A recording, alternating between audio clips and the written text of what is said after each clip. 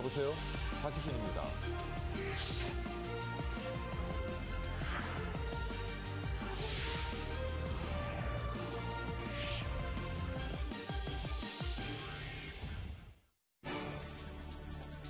머니24 헤드라인입니다. 뉴욕 증시가 미국 고용지표 개선과 워린 버핏의 HJ 하인스 인수 소식에도 불구하고 유로존 경제 성장률 쇼크로 호언조세를 보였습니다. 유로존의 지난해 4분기 국내 총생산 GDP가 0.6% 감소했다고 유럽 통계청이 밝혔습니다. 미국의 주간 신규 실업수당 청구 건수가 34만 1,000건을 기록하며 2주 연속 감소세를 나타내고 있습니다. 3월달에 기준금리가 인하될 것이라는 기대감에 3년 부채매물 미결제 약정 수량이 사상 최대치를 기록했습니다. 올해 들어 국내 증시에 중국계 자금이 대거 유입되고 있는 것으로 나타났습니다. 제12회 한국펀드 대상 시상식에서 한국투자 밸류자산운용이 대상의 영예를 차지했습니다.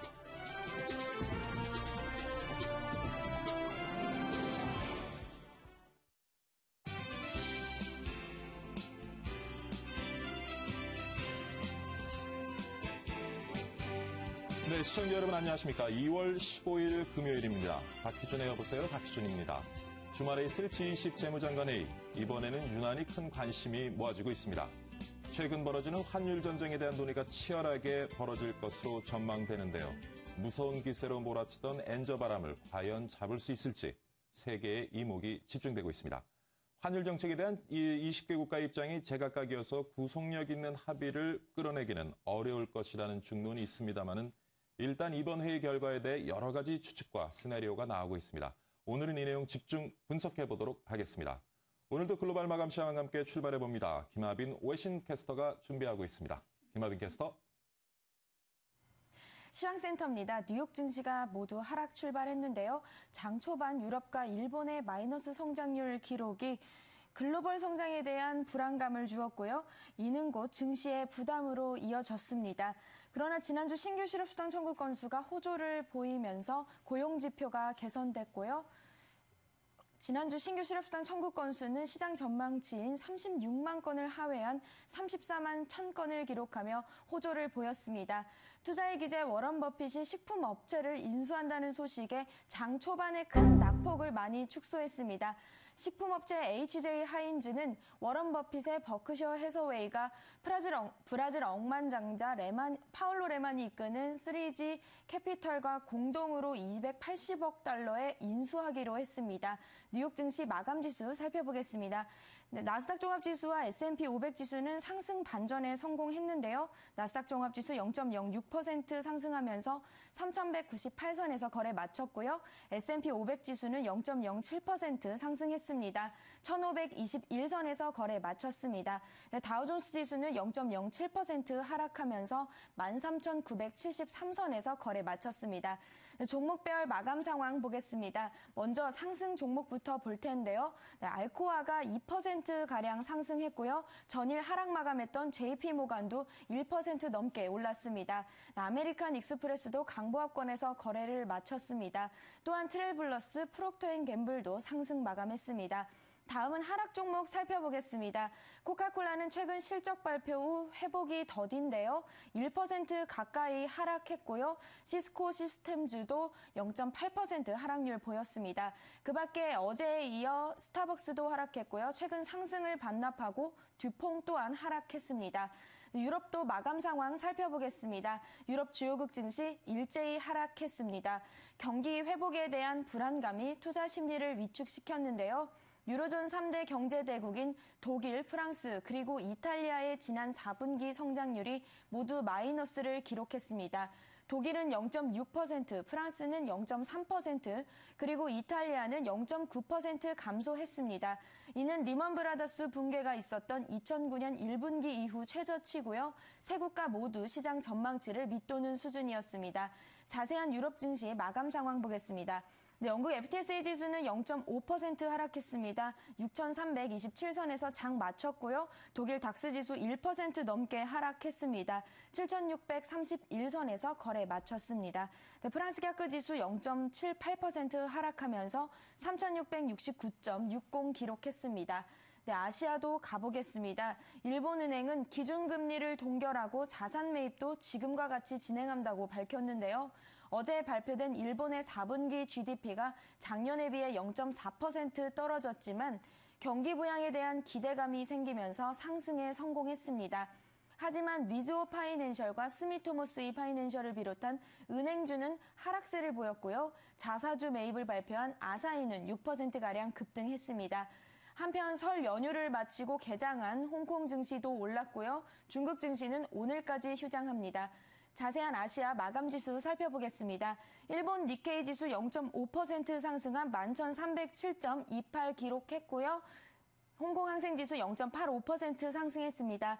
23,413선에서 거래 마쳤습니다.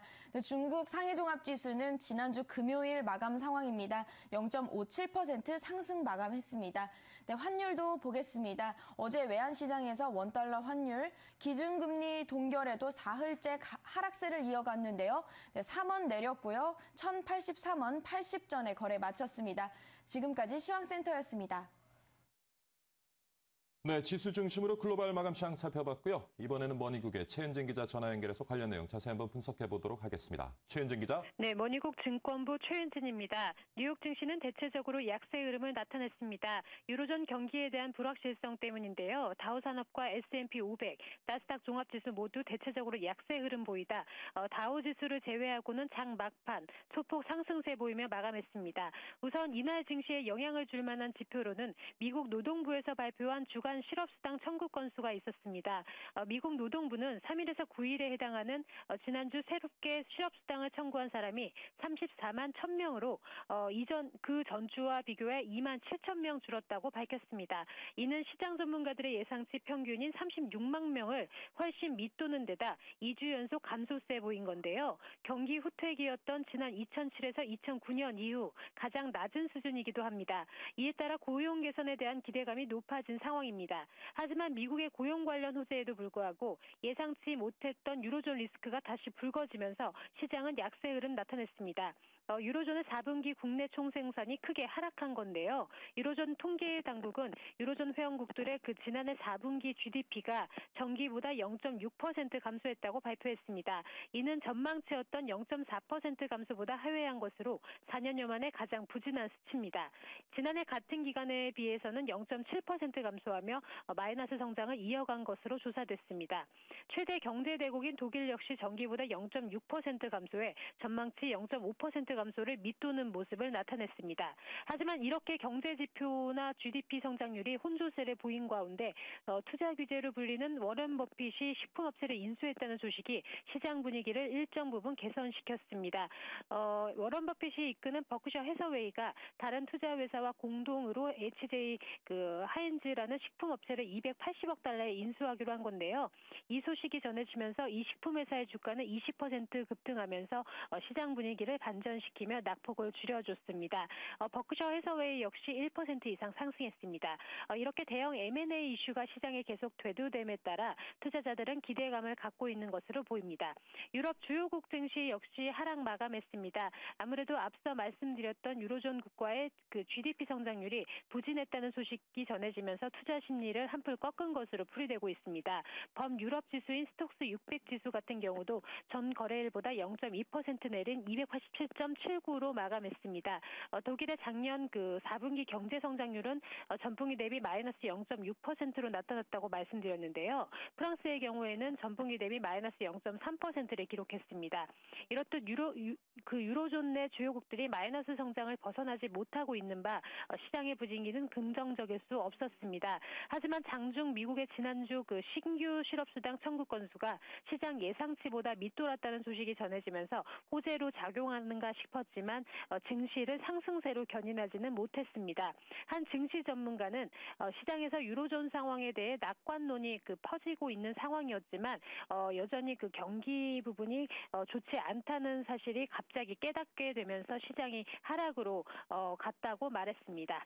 지금까지 글로벌 마감 시황 전해드렸습니다. 네, 글로벌 마감 시황 분석해봤고요. 이번에는 간밤에 들어온 외신 한번 정리해보도록 하겠습니다. 김원규 외신 캐스터가 준비하고 있습니다. 김원규 캐스터. 안녕하십니까. 외신 브리핑 김원규입니다. 최근 전 세계 경제의 화두, 단연 환율인데요. 이런 분위기 속에서 현지 시간으로 14일 블룸버그 통신이 G20 성명 초안을 입수해 보도한 자료에 따르면 이번 G20 정책회의에서 재무장관들은 경쟁적인 통화 절하에 나서지 않겠다는 입장을 재확인하고 통화정책 과잉을 점검할 뜻을 공언할 것이라고 밝혔습니다. 초안에는 또 G20은 국가들 간 통화정책의 과잉을 고려해 이들 정책의 여파를 지속적으로 점검할 것이라고 나타냈는데요. 특히 올해 이번 회의의 의장국인 러시아 재무장관도 G20이 이번 회의에서 환율 조작에 대해 보다 강경한 입장을 보여야 한다고 강조했습니다. 다음 기사입니다. 한국의 노령화가 가속화되고 있다는 소식, 어느덧 오래된 얘기가 돼버렸습니다. 블룸버그 통신은 이런 현상을 통해 한국의 제조업계에서 히말라야 지역 노동자의 고용이 급증하고 있다고 현지 시간 14일 밝혔는데요. 통신에 따르면 한국은 그동안 풍부한 노동 자원을 자랑했으나 인구의 노령화가 빠르게 늘어나면서 노동 인력을 해외에서 수입하는 국가로 변하고 있다고 전했습니다. 한편 지난해 12월 기준으로 한국의 외국인 노동자 수는 145만 명을 기록했는데요. 지난 2000년에는 약 21만 명이었던 것을 감안하면 대략 7배 가까이 증가한 것입니다. 통신은 마지막으로 이런 현상에 대해 원화가 강세를 나타내고 있는 것도 외국인 근로자 채용의 배경이라고 전했습니다. 다음 기사 보시죠. 전 세계 최대 미디어 그룹이자 통신사인 톰슨 로이터는 지난해 수익이 전년에 비해 3% 오른 129억 달러에 그쳤다고 이날 발표했는데요. 이는 블룸버그 통신의 예상 증가치 4.5%에도 한참 못 미치는 수준입니다. 이에 따라 로이터는 실적 발표와 함께 2,500여 명에 달하는 대규모 구조조정 계획을 밝혔는데요. 톰슨 로이터 CEO는 구조조정을 통한 비용 절감으로 회사 수익이 점차 개선될 것이라고 말했습니다. 로이터는 그동안 전체 수익의 절반을 넘게 차지했던 금융 단말기 사업이 수년간 부진을 겪은 것으로 최근 알려졌는데요. 단말기 주요 고객인 금융사들도 최근 대규모 구조조정을 단행하는 등 비용 절감에 나서 단말기 구매를 줄인 것이 주요 원인으로 풀이됩니다. 지금까지 외신 브리핑이었습니다. 네, 김원규 캐스터 수고 많았습니다. 이번에는 우리 시장 살펴보도록 하겠습니다. 국내의 경제 이슈를 중심으로 살펴보는 오늘의 투자 전략 시간입니다. 오늘은 메리츠 종금증권 명동지점의 김종육 부장 모시고 함께 얘기 나눠보도록 하겠습니다. 안녕하십니까? 안녕하십니까? 예. 어제 한국과 일본 금리 결정이 있었고요. 예. 또 2월 옵션 만기일도 있었습니다. 예, 굵직한 이벤트들이 있었지만은 큰 부침 없이 우리 예. 코스피는 상승세로 마감한 것 같은데 어제 코스피 좀 살펴봐 주시죠. 예, 교수님 말씀하신 대로 어제 한국과 일본의 금리 결정 그리고 2월 옵션 만기일이 예. 겹쳤습니다. 그런 굵직한 이벤트에도 불구하고 외국인 예. 그리고 기관들이 예. 매수를 하면서 수급 상황이 좋아지는 모습을 보이면서 3.54포인트가 반등을 하면서 1979.61포인트로 이틀 연속 반등세를 나타냈습니다. 예. 어제 시장 상황을 한번 제가 예. 요약을 해봤습니다. 3가지 정도로 요약을 해봤는데 첫째는 금통위가 금리를 동결할 정도로 경제 기반이 우리나라가 탄탄해지고 있다는 예. 것을 반증했습니다. 좋은 소식이네요. 예, 한국은행은 우리나라 경기가 더 이상 악화되지는 않을 것이다. 그리고 국내 경제 상황을 종합해 볼 때 완만한 경기 회복 추세가 이어질 것이다. 예. 기대감으로 기준금리를 4개월째 동결을 했습니다. 그래서 연 2.75%를 유지하면서 주식시장에도 안정 기반을 어느 정도 확보했다고 볼 수가 있겠습니다. 예. 두 번째는 외국인의 매수 기반이 확대되고 있습니다. 1월에는 1조 9천억 정도 순 매도를 기록하던 그렇죠. 외국인들이 2월 들어서 거의 한 3,900억 정도 순 매수세로 나타나고 있습니다. 어제 같은 경우에는 아까 말씀드린 대로 옵션 만기일임에도 불구하고 예. 개인들이 1,260억 정도 순 매도를 했습니다. 반면 기관과 외국인은 410억 그리고 한 770억 정도 순 매수를 기록하면서 또 프로그램 매매에서도 매수가 2,130억 정도 매수 우위를 나타내면서 예. 수급 상황이 안정되는 그런 모습을 보였습니다. 그렇군요. 그리고 세 번째로는 북핵 이슈에 대해서 어느 정도 시장에 대한 신뢰감이 높아졌다고 볼 수가 있겠습니다. 그래서 북한의 3차 핵실험에도 불구하고 외국인들의 매수 전환 그리고 국제 신용 평가사인 피치사 같은 경우에도 예. 우리나라 신용 등급을 AA- 유지하겠다고 그대로 발표했죠. 유지하면서 예. 국내 시장에 대한 신뢰감이 어느 정도 높아지고 그래서 1980포인트는 어느 정도 확보가 되는 것 같고 예. 그 이상을 음. 반등하기 위한 교두보가 마련된 것으로 보입니다. 어제 우리 장을 좀 살펴봐 주셨는데 어제 코스피 지수 1980선에 바짝 다가섰습니다. 예, 그렇습니다. 지금까지 해외 증시와 디커플링 현상을 계속 보였는데 예. 지금 디커플링 현상이 해소될 어떤 전환점으로 볼 수도 있을런지요? 예.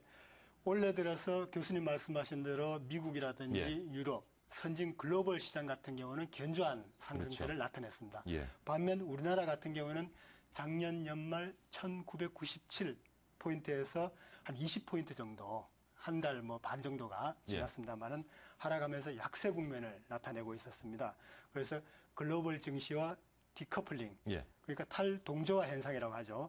나타나면서 지지부진한 모습을 보였는데 그리고 불과 일주일 전만 해도 예. 주가가 1930까지 기록하는 등 지속적인 하락세였습니다만은 최근 단기 급등하는 예. 모습을 나타내고 있습니다. 그래서 일단 디커플링이 해소되는 예. 국면이 아닌가 그렇게 보고 있는데 또 선급한 사람들은 벌써 주가가 2050포인트까지 예. 이번에 급반등하지 않을까 그렇게 점치는 전문가들도 있습니다만은 이렇게 디커플링이 해소되는 예. 계기를 제가 한 두세 가지 정도 예. 뽑아봤습니다. 첫째는 아까 말씀드린 것 같이 북핵이라는 지정학적인 예. 불안 요인이 어느 정도 해소되면서 외국인들의 수급이 좋아지고 있다는 것을 나타낼 수가 있습니다. 그럼 추가 핵실험이 있을 경우는 좀 불안해질 수도 있겠네요. 그럴 가능성도 없지 않아 있어 예, 보일 예. 것 같습니다. 그래서 일단은 그것이 감소 요인으로 불안 요인이 감소되면서 외국인들의 수급 예. 상황이 아까 말씀드린 것 같이 좋아지고 있고 그다음에 연초부터 국내 증시를 이렇게 짓누르고 있었던 원화 강세, 예. 또 엔화 약세 이 기조가 어느 정도 완화되고 있는 상황입니다. 모두에도 말씀하신 것 같이 G20 재무장관 회의라든지 그리고 영국에서 했던 G7 예.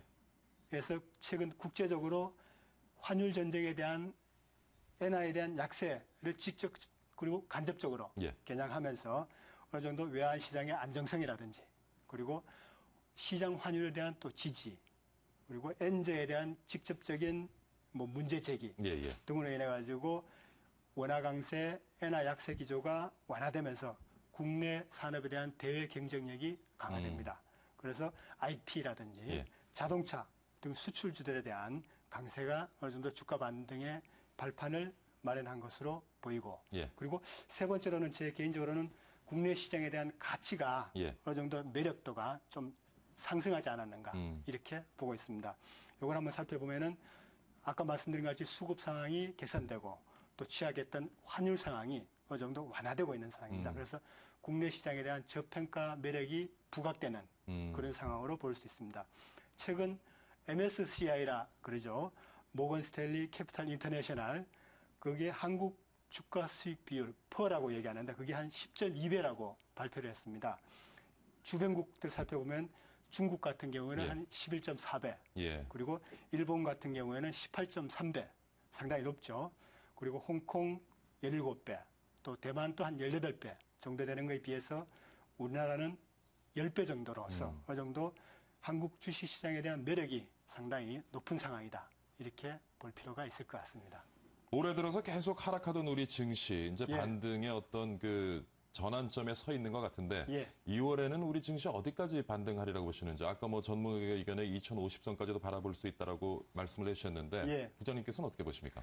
예, 저도 개인적으로는 2,000대는 어느 정도 진입할 회복할 것이다. 것으로 예. 그렇게 보고 있습니다. 음. 아까 말씀드린 것이 외국인들이 수급 상황을 상당히 좋게 하고 있습니다. 예. 1월에 상당히 매도세였다가 예. 2월 들어서 매수세로 전환이 되고 있는 상황이고 특히 1월 중순부터 예. 1월 17일인가 아마 그렇게 저는 기억합니다. 뱅가드 펀드의 벤치마크가 변경되면서 거의 하루에 8,900 그렇죠. 정도를 굉장히 수급상이 매도를 악화됐죠. 그렇죠. 했어야 되는 그 상황도 어느 정도는 내성이 생겼고 완화가 되는 예. 그런 상황입니다. 그래서 증권사들도 2월 들어 코스피 전망을 거의 1900포인트 초반에서 예. 2080포인트까지 전망을 하는 회사들이 상당히 있었습니다. 그런데 2000포인트 이상은 어느 정도 충분히 가능할 것으로 제 개인적으로 보고 있습니다.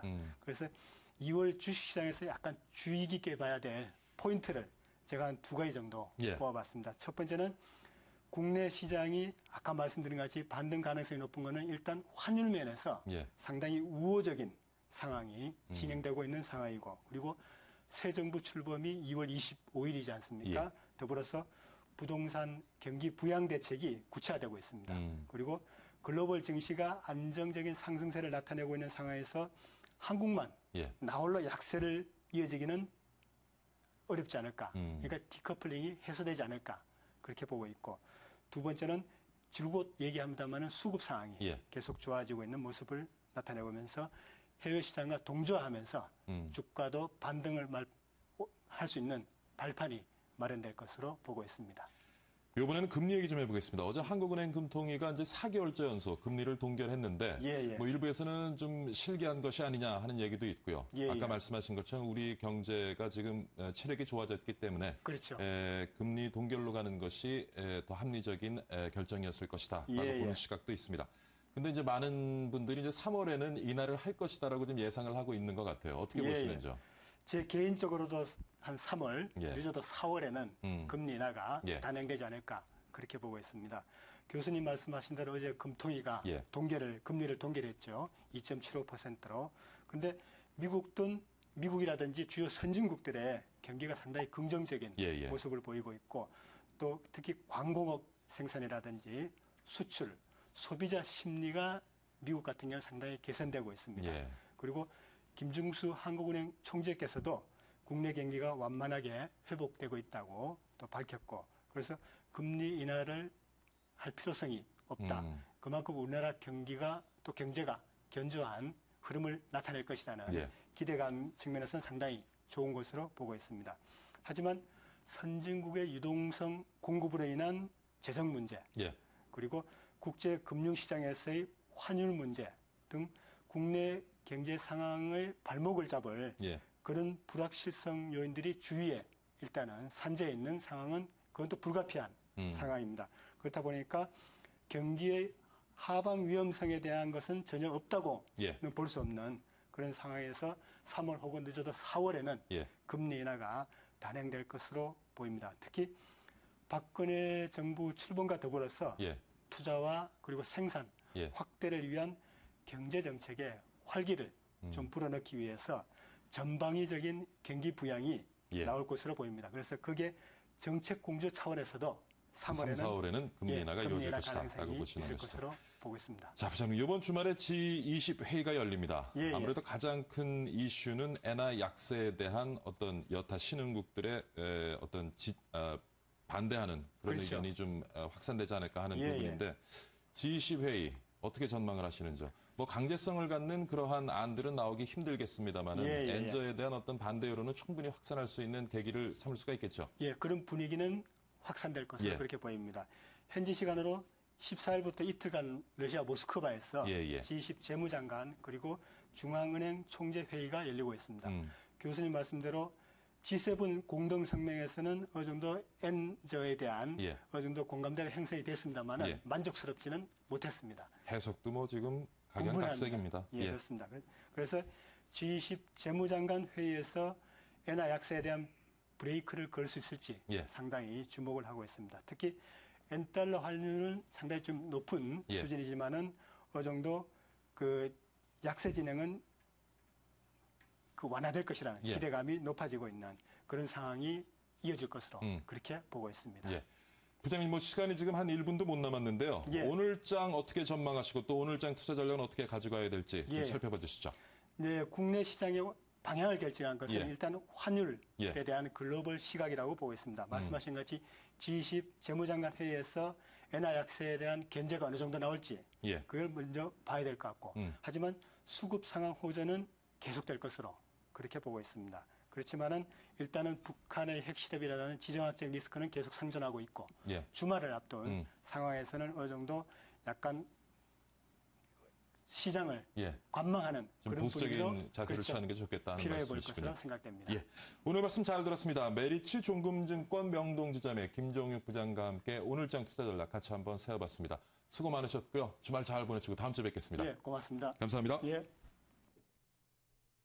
네, 박희준의 여보세요 1부 여기서 마치도록 하겠습니다. 잠시 후 2부에서는요, 주말에 열리게 될 G20 정상회의에 대해 전망해보고요. 어제였죠, 중소기업청에서 미래 핵심 유망 기술 로드맵을 발표했습니다.